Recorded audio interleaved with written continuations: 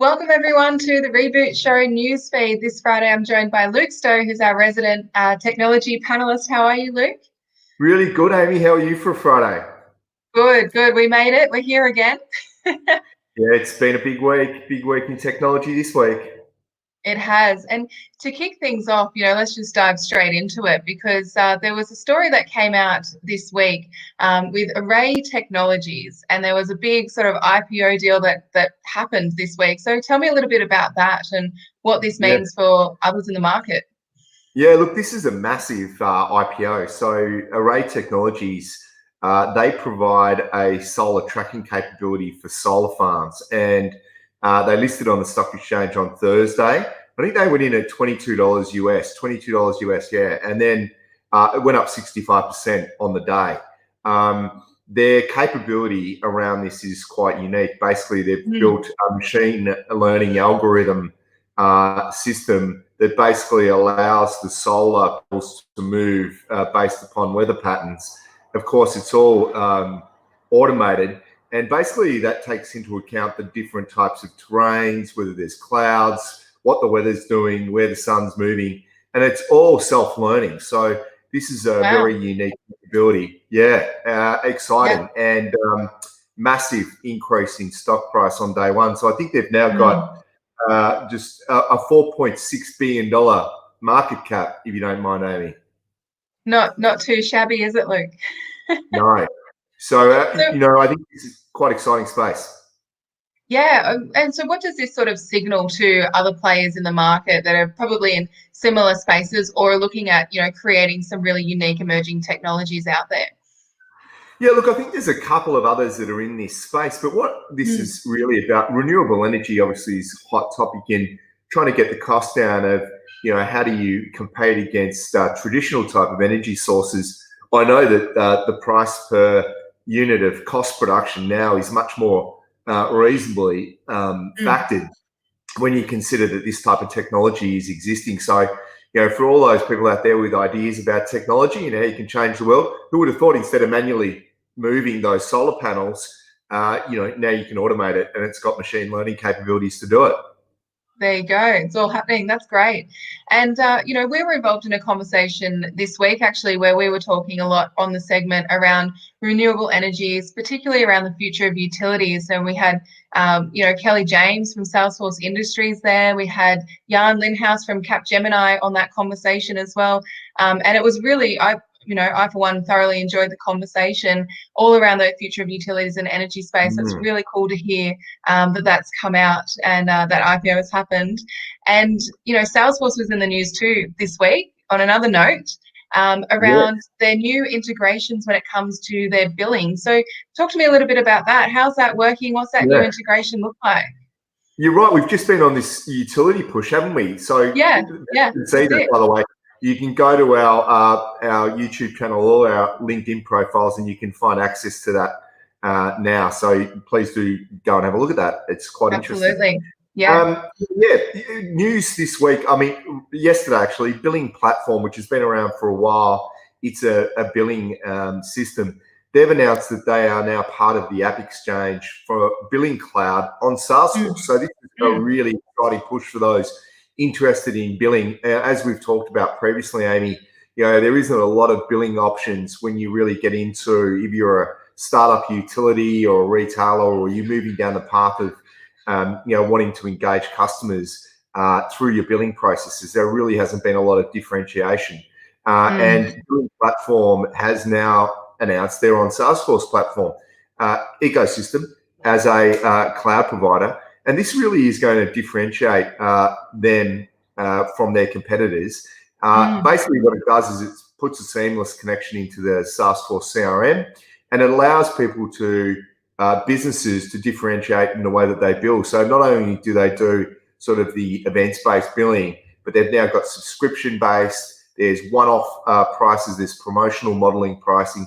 So really what it means is businesses have much more capability in their own hands to do billing changes on the fly, rather than take months and perhaps years to get billing changes made.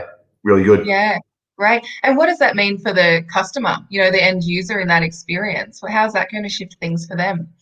Yeah, well, look, it's all about that customer empowerment. And so for the customer, what it means is instead of having to wait for your billing run to run, you can get real time information. And this system being connected in the CRM will enable businesses to have much more meaningful engagements at that front end with customers. And then also when you call up and you've got some issues, this it'll be easy for the people to be able to find. It'll be connected into the Salesforce CRM, so much easier for the user to service the customer.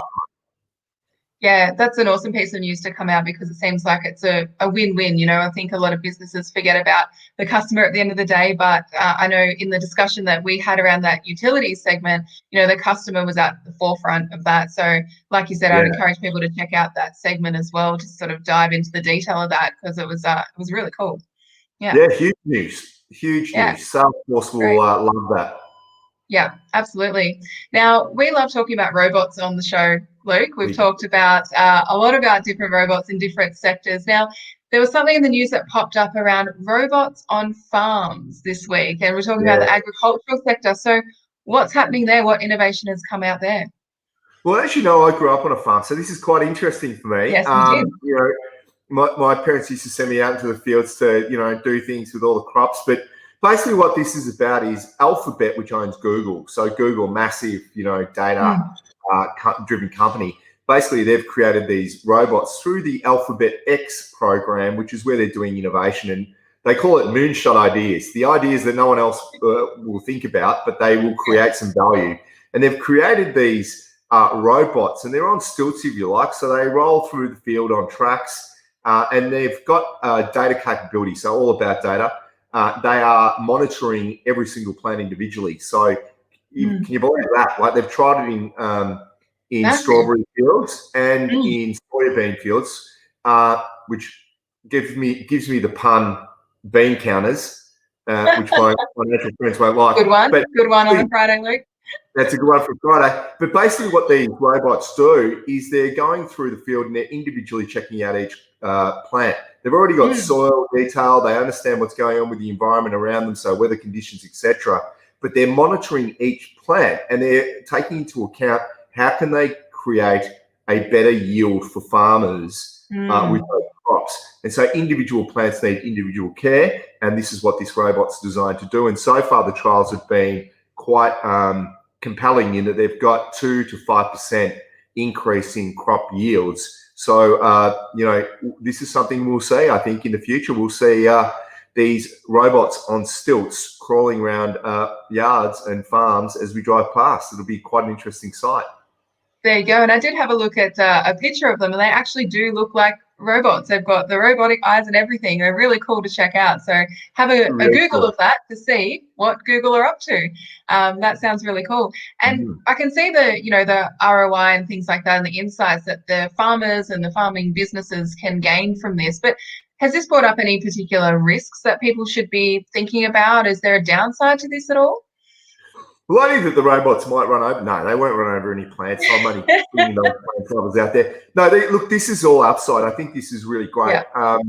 Yeah. They're not. It's from a sustainability point of view. They're looking at environmental. It's all above board. There's nothing sinister about this one, other than Google having much more information about us and what we eat, probably. So it's probably going to raise some eyebrows. But no, I think it's a really good innovation. And, if it can help get better yields for farmers and for those in agriculture. I mean, agricultural tech, Amy, is the big thing.